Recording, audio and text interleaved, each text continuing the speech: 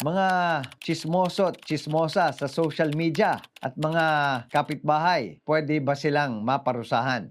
Pwede po. Sa pagkakalat ng mga kasinungalingan, may mali siya at may paninirang puri, kayo ay maaaring kasuhan ng cyber libel. Ang libel ay paglalathala ng malisyosong impormasyon tungkol sa iba na hindi totoo ay may intensyong manira ng reputasyon.